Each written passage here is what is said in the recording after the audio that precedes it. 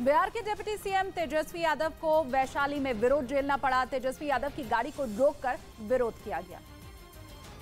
वैशाली में विकास के मुद्दे को लेकर 2 जगहों पर विरोध जताया गया। दरअसल तेजस्वी यादव राघोपुर में करीब 60 करोड़ की विकास परियोजनाओं की शुरुआत करने पहुंचे थे। इस बीच पक्की सड़क की मांग को लेकर कुछ लोग सड़क पर आ गए। इसके बाद पुलिस ने लोगों को सड़क से हटाया। कुछ प्रदर्शनकारी तेजस्वी यादव से भी मिले।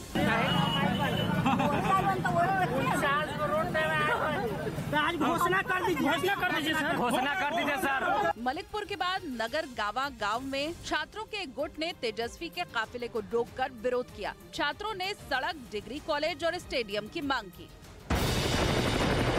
आसमान से जमीन तक देश की गौरव गाथा आन बान शान के साथ लिखेंगे देश के जवान। गणतंत्र दिवस पर न्यूज़ 18। ये सब घर से ही हैंडीक्राफ्ट का बिजनेस करके हर महीने लाखों कमाते हैं। आपको भी ये करना है, इनसे सीखना है तो फ्रीडम ऐप को अभी डाउनलोड कीजिए। इंडिया की खास कवरेज जय हिंद 26 जनवरी सुबह 6 बजे से। निर्यात के लिए नियमों का उल्लंघन नहीं किया जा सकता, लेकिन लेपर्ड 2 टैंकों की यूक्रेन को सप्लाई करने का मतलब ओलाफ शोल्स जानते हैं। उन्हें पता है कि अगर ऐसा किया तो पुतिन से वो बैर कर बैठेंगे और इसका खमियाजा उन्हें आने वाले वक्त में भुगतना पड़ सकता है। यही वजह रही कि लेपर्ड 2 टैंकों को यूक्रेन भेजने पर जर्मनी ने पीठ दिखा दी और यूक्रेन की इस मांग को नजरअंदाज कर दिया। हालांकि जर्मनी का कहना है कि उसे डर है कि यूक्रेन को अगर ये टैंक दिए गए तो इससे युद्ध और ज्यादा भड़केगा, क्योंकि जंग में इन टैंकों की तैनाती से पुतिन की सेना के लिए तनाव बहुत ज्यादा बढ़ सकता है। ऐसे में रूस नेटो को टारगेट पर ले सकता है, क्योंकि लेपर्ड 2 जर्मनी का खतरनाक टैंक है। इन टैंकों को जंग के मैदान का बड़ा योद्धा माना जाता है। ये टैंक दुश्मन की बख्तरबंद गाड़ियों पर लगे करीब 450 मिलीमीटर तक के कवच को भेदने का दम रखते हैं। इसलिए पश्चिमी देश चाहते हैं कि जर्मनी के इन लेपर्ड 2 टैंकों को रूसी सेना के खिलाफ जंग के मैदान में उतारा जाए।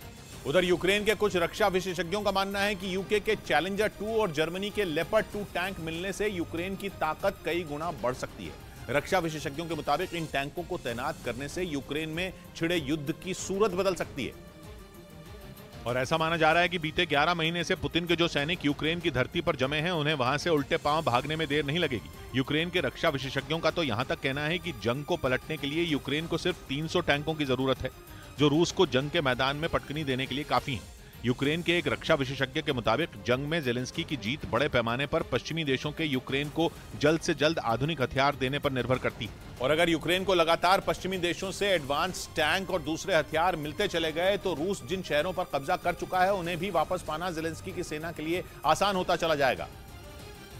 और यही वजह है कि जेलेंस्की लगातार ज्यादा से ज्यादा देशों से यूक्रेन की तरफ मदद का हाथ बढ़ाने की मांग कर रहे हैं। इसी कड़ी में यूके ने यूक्रेन को अपने 14 चैलेंजर 2 टैंक देने का ऐलान किया था।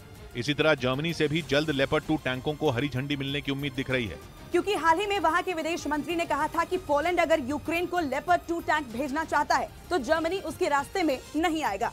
वैसे नियमों के मुताबिक पोलैंड को इन टैंकों की सप्लाई के लिए जर्मनी से मंजूरी लेना जरूरी है।